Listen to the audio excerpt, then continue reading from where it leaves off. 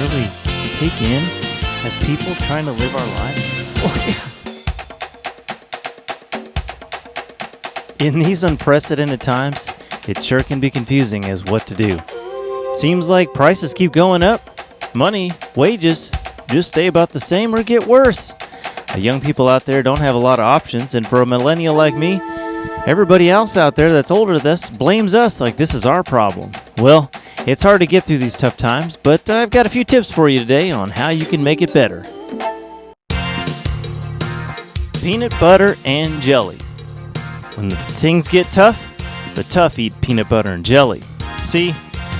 Look, we didn't ask for the hand we got dealt, and it sucks.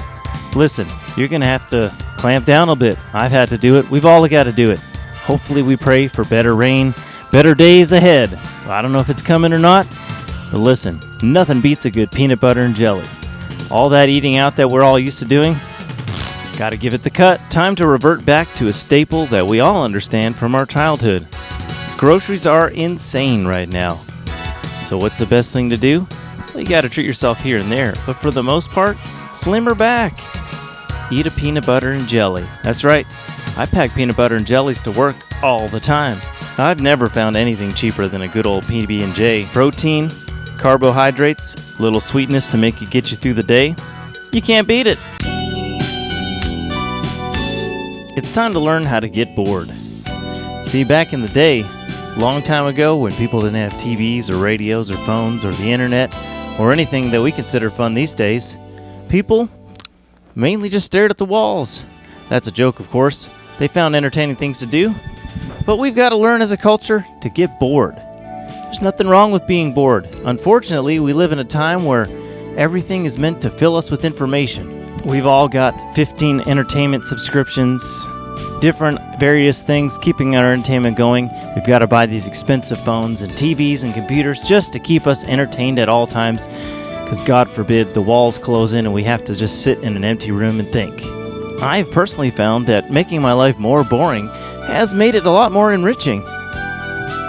Know thyself. That used to always be the common phrase. Well, how can you know yourself if your brain is always being filled with information? Save some money and sit in an empty room. Think about your life. Think about where it's going. Sure, it could be pretty freaky, but you may discover some things about yourself.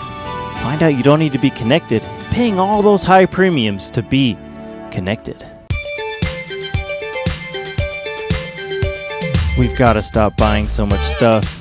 It's too much. We all have way too much stuff. And the stuff is killing us. This is some crazy world we live in where a standard American home is not enough to fill all the stuff we got. Turns out the storage industry is also one of the biggest things in the world right now. We buy too much stuff. Instead of filling that empty void you call a soul with more stuff, get to know yourself. Visit with yourself. You don't need all those things. Now, I'm not saying you have to become a minimalist. You can if you want to.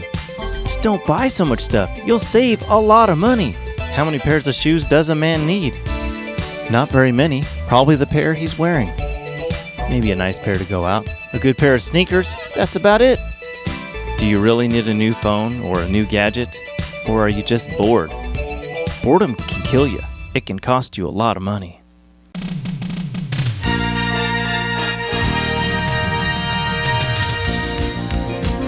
There you go. A few easy tips. Save you some money. Survive these tough economic times. Listen, we didn't create this mess. We sure do get blamed for it though, don't we, all the time? Yep, they like to rail on us for being lazy millennials. I don't think it's true. I think we may be remembered as one of the hardest working groups that ever lived. So make you a peanut butter sandwich. Stare at a wall. Do nothing. And don't buy anything. Save yourself some money. And remember, don't hate on the boomers too much. I'm not convinced that given the same set of circumstances in the same timeline, that we wouldn't have done the exact same thing. I'm Sammy Raycraft, your favorite Ozark Canadian. We'll catch you next time.